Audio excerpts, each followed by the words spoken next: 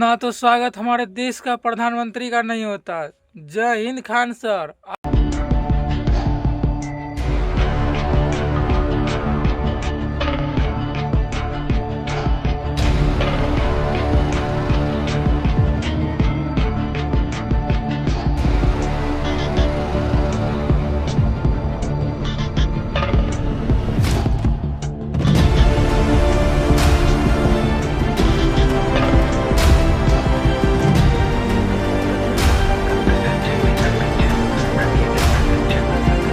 Khan sir के चरणों में मेरा प्रणाम।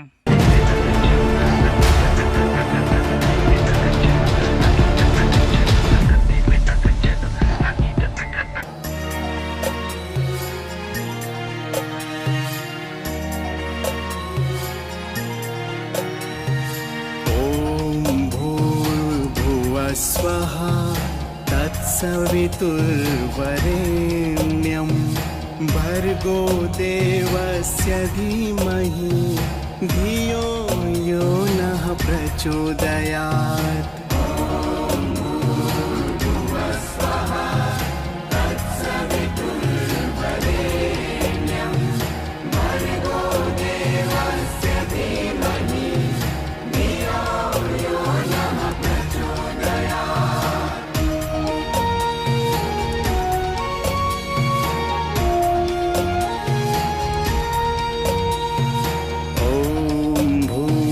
मानना तो पड़ेगा, खान सर का दिल बहुत बड़ा है।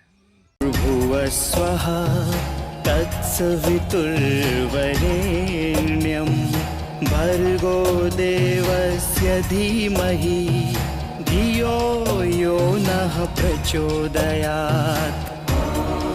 एक बार जोरदार करतल ध्वनि से हम स्वागत करते हैं। खान सर का भीड़ देखिए, कितने बड़े बड़े नेता लीडर आए हुए हैं मिलने के लिए। थोड़ा जाके भीड़ देखिए। रुकिए रुकिए रुकिए।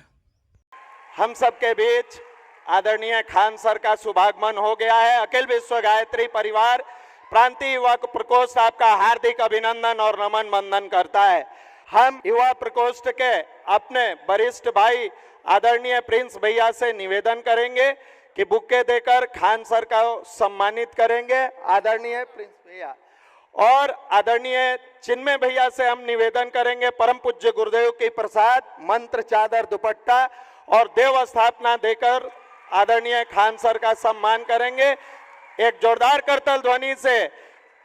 तो हम एक बार जोरदार करतल ध्वनि के साथ ये बिहार की विरासत, बिहार के एक ऐसे होनहार युवा के हाथों में जो बिहार के बारे में लगातार सोचने का कार्य करते हैं।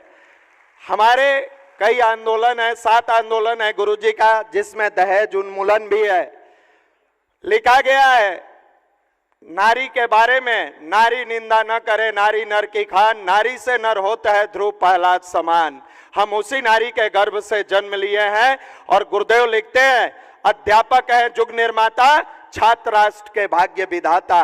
तो आज भाग्य का विधान करने की भी बारी है। बहुत समय न लेते हुए हम सब युवाओं के प्रेरणा स्रोत पूरे विश्व भर में विख्यात एक ऐसा शिक्षाविद के नाम से जो रोते हुए बच्चों का आंसू पोंछते हैं, ठहरे हुए युवाओं की जिंदगी को दौड़ाते हैं, अपने उद्बोधन के माध्यम से युवाओं के दिल में स्नेह और प्यार भरने का काम करते हैं।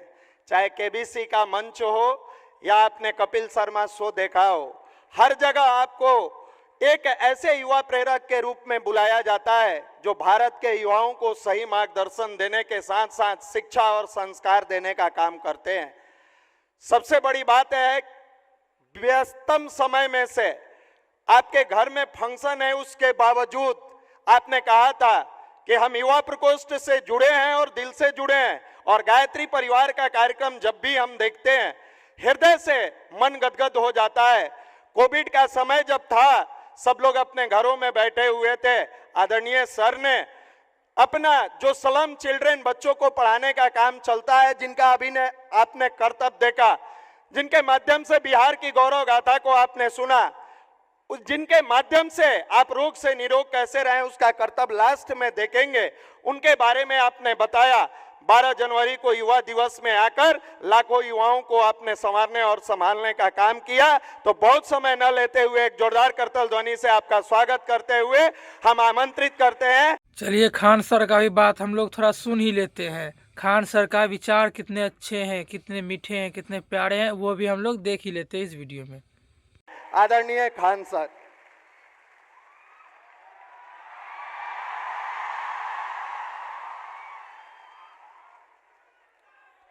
बहुत बहुत धन्यवाद।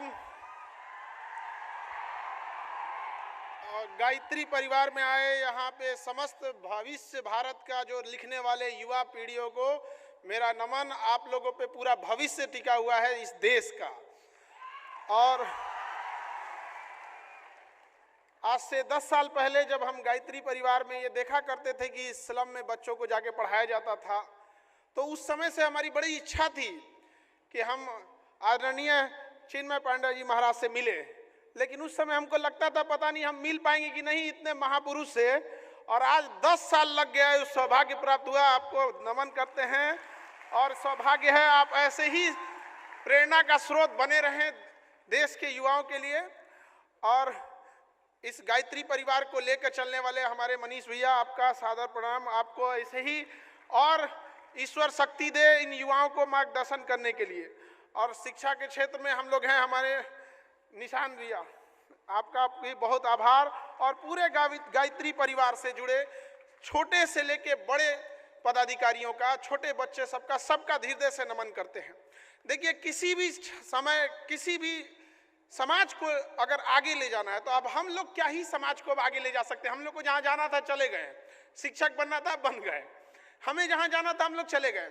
अब आगे का भविष्य आपके हाथ में है। आप भविष्य को कहां लेके जाइएगा ये आपके ऊपर डिपेंड करता है। क्योंकि कहा जाता है कि तलवारों के साए पर इतिहास हमारा बनता है, जिस ओर जवानी चलती है उस ओर जमाना चलता है। युवा वो शक्ति होती है कि एक बार जोसेफ मेजनी ने कहा था कि यदि समाज में क्रांति लानी है तो शासन युवाओं को सौंप दो। जरूरी नहीं कि शासन केवल वहां बैठकर ही किया जा सके। आप अपने पास जहां देख रहे हैं उस समाज को सुधारने का प्रयास करेंगे। छोटे छोटे कण कण से ही एक बड़ी चीजों का निर्माण होता है। तो युवा जो होती है इकाई होती है समाज की। किसी भी जगह के युवाओं को देख के आप वहां का अंदाजा लगा सकते हैं। लेकिन अभी के दौर में युवाओं को डिरेल्ड ज्यादा हो रहे हैं, अपने रास्ते से भटक जा रहे हैं। उन्हें पढ़ने के लिए भेजिए, वो मोबाइल में लग जा रहे हैं, कहीं फोन पे बतियाने लग रहे हैं, लाल पीला हरा करने लग रहे हैं।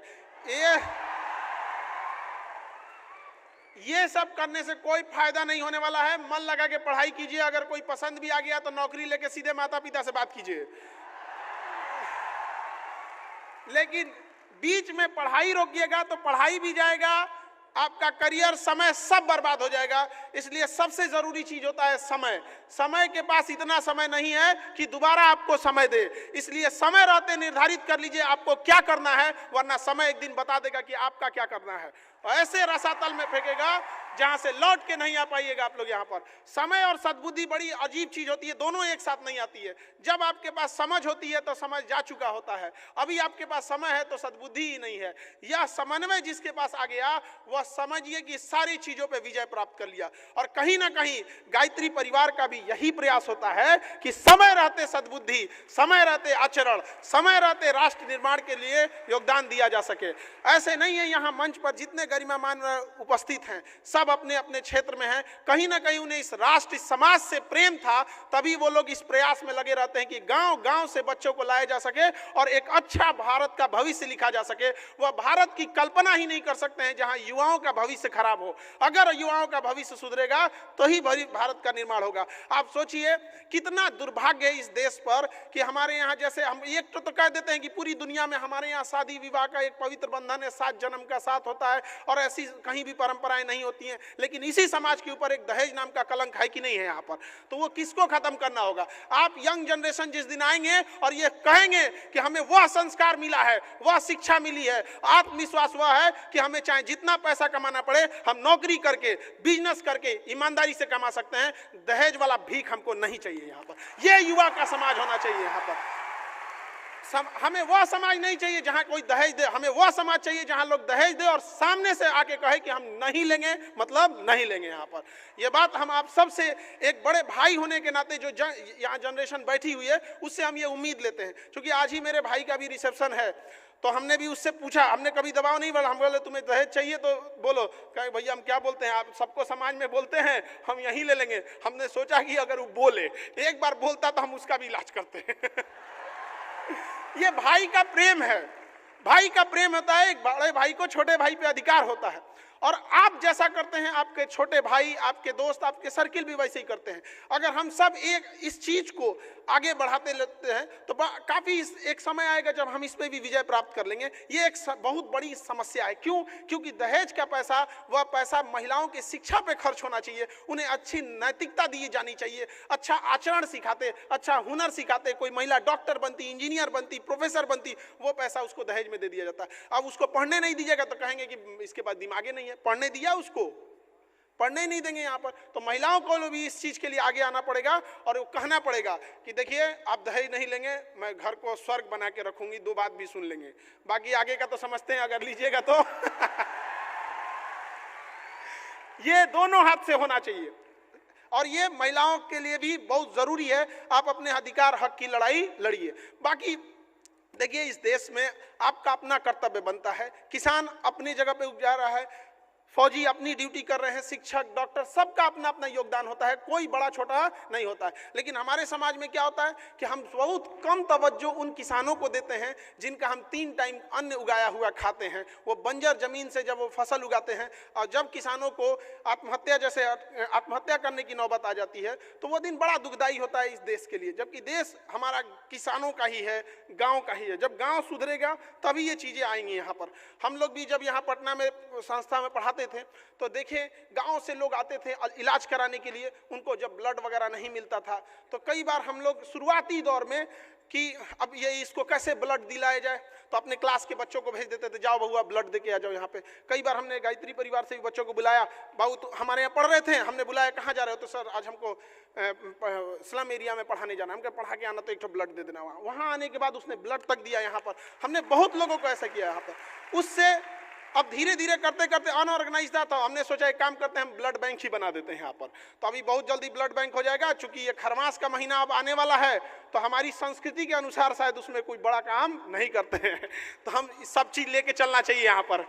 तो ऐसा नहीं कि आप आगे बढ़ जाए तो अपने संस्कृति को ही भुला दें। यहाँ पर अपनी संस्कृति को भी संभाल के रखना है, ये हमारा कर्तव्य भी है। और आजकल के जो कुछ सेलिब्रिटी टाइप के हो गए हैं, ये पश्चिमी संस्कृति को अपना लिए हैं और कहते हैं ये मॉडर्न है। गलत है, वो पश्चिमी है, मॉडर्न नहीं है। ये कौन बात होता है, तुम हाफ पैंट पे उघारे घूमेगा कहेगा कि मॉडर्न है, ये कोई बात है?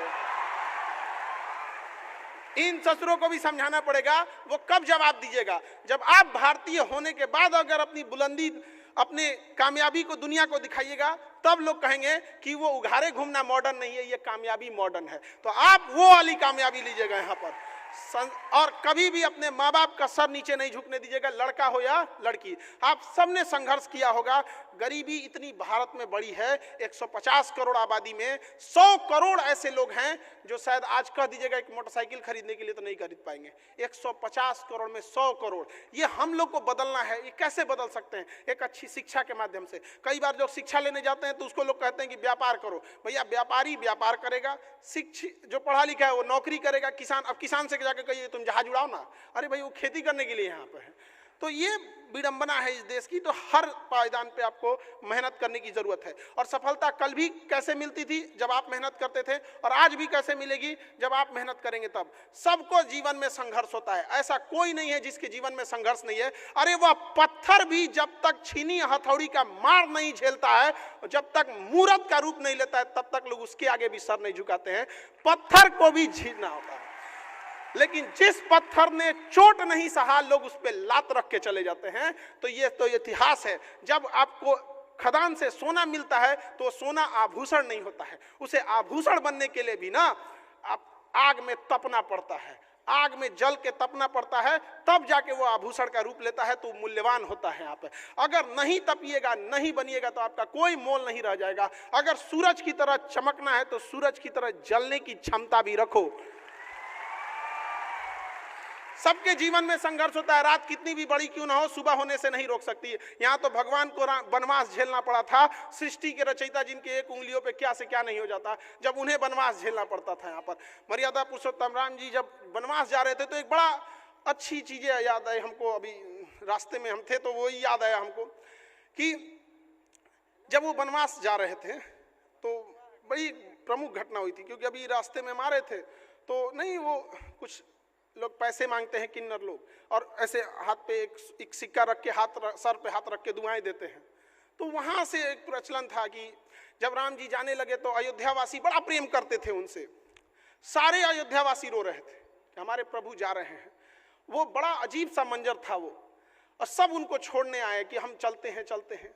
जब अयोध्या की सीमा समाप्त होने लगी तो वहां से मर्यादा पुरुषोत्तम राम जी लौटे, पीछे मुड़े और कहें कि आप सब लोग अब लौट जाएं, बच्चे बूढ़े माताएं बहनें पुरुष स्त्री सब लौट जाएं, आप लोग यहाँ से अब लौट जाएं, हमारा वनवास का है, चूंकि वचन दिया हुआ है रघुकुल रीत सदा चली आए, प्राण जाए पर वचन न जाए।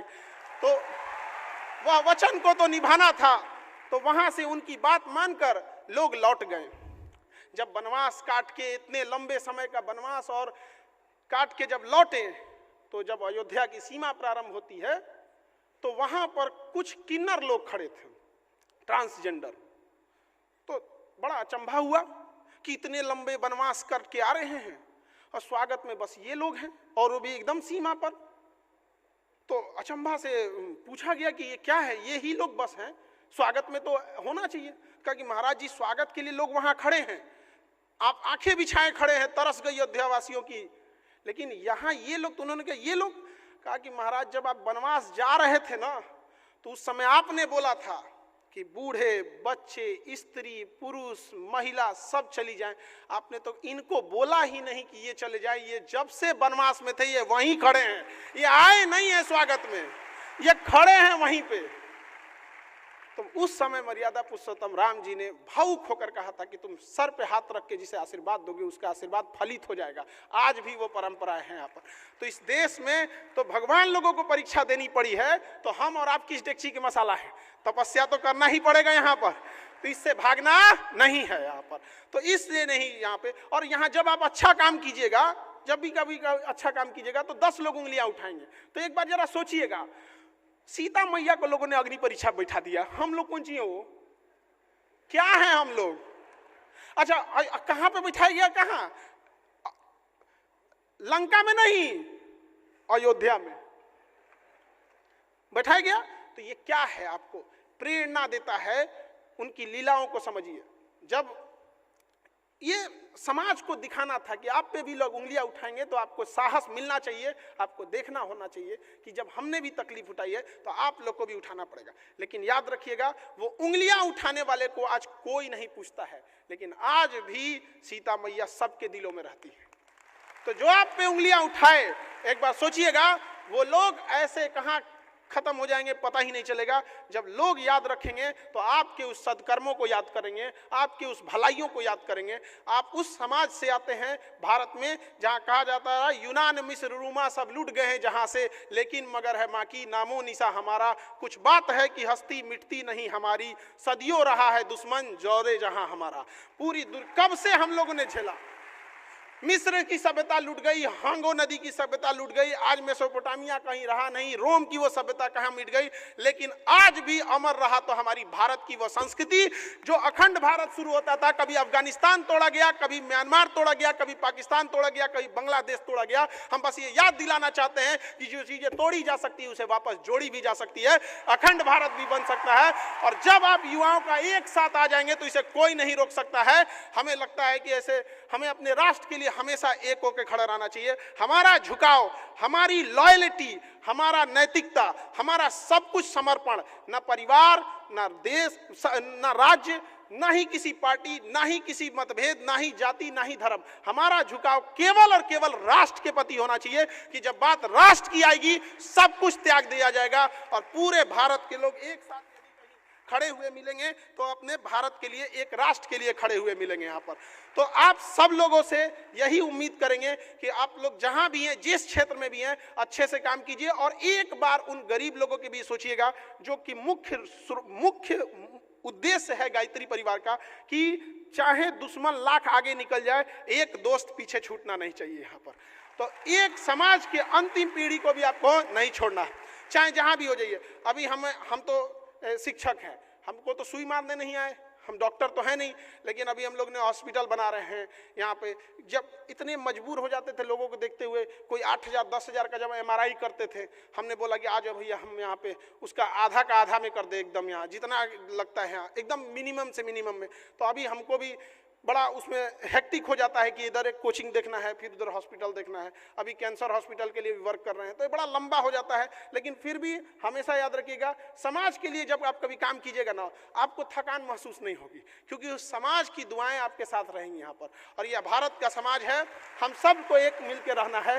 भारत कोई जमीन का टुकड़ा नहीं है जिसे अंग्रेज आके बांट के चले जाएंगे तो इसकी संस्कृति। भारत एक विचारधारा है, विचारधारा को कोई बांध नहीं सकता है, विचारधारा को कोई रोक नहीं सकता है। आज भी आप हिंदुस्तानी पासपोर्ट लेके जाएंगे तो दुनिया आपको इज्जत के नजर से देखेगी, ये देख के नहीं देखेगी कि कहीं फट जाएगा तब क्या होगा। यहाँ पर ये हमारी संस्कृति है और ये संस्कृति को हमने बना के रखा है।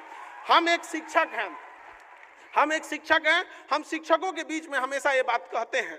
कई बार कुछ शिक्षक नाराज भी हो जाते हैं हमसे, अरे इस बात को हम ये बात कहते हैं कि वर्तमान शिक्षकों का पैर छू के जो प्रणाम किया जाता है बच्चों के द्वारा, इसके लिए उनका मेहनत नहीं, हजारों सालों से उन ऋषि मुनियों की तपस्या है जो निस्वार्थ भाव से शिक्षा दिए हैं, उनके प्रति श्रद्धा है। आज का जो लोग हैं, आज तो व्यापार बना के रख दिए हैं, तो इसमें उतराना नहीं चाहिए। बच्चों ने तो अपना संस्कार नहीं भूला कि हमें गुरु के प्रति सम्मान देना है, लेकिन गुरु कब गुरु के भेष में व्यापारी बन गया पता ही नहीं चला। तो एक बार आप लोगों को भी ऐसे हमारी संस्कृति में शिक्षक के भेष में अगर कोई व्यापारी आ जाए तो उनसे जरूर कहिएगा फीस दिए हैं, शिक्षा लिए हैं। जब आप गुरु के गुरु दक्षिणा लेंगे तो सम्मान भी होगा। कभी भी याद रखिएगा, अकेला चना भाड़ नहीं फोड़ सकता है, आप सबको करना पड़ेगा यहाँ पर। तो एक सामूहिक जिम्मेदारी होगी कि भारत को भारत रहने दिया जाए, ये भारत की जो मूल संस्कृति है वो रहने दिया जाए यहाँ पर। चूंकि समय अभाव है और हमारे सामने आदरणीय चिन्मय पांड्या जी महाराज जी हैं, तो इतने बड़े वक्ता के सामने बोलना थोड़ा सा अपने आप में संकोच लगने लगता है। तो बहुत बहुत धन्यवाद, आप लोग ने हमें यहाँ बुलाया और सारे बच्चों को बहुत बहुत शुभकामनाएं, आशीर्वाद आपके उज्जवल भविष्य के लिए। एक बार बोलेंगे भारत माता की, भारत माता की, भारत माता की। बहुत बहुत धन्यवाद।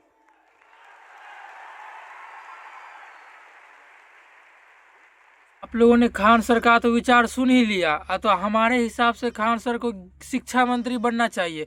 आपके हिसाब से क्या है तो कमेंट में राय दीजिएगा।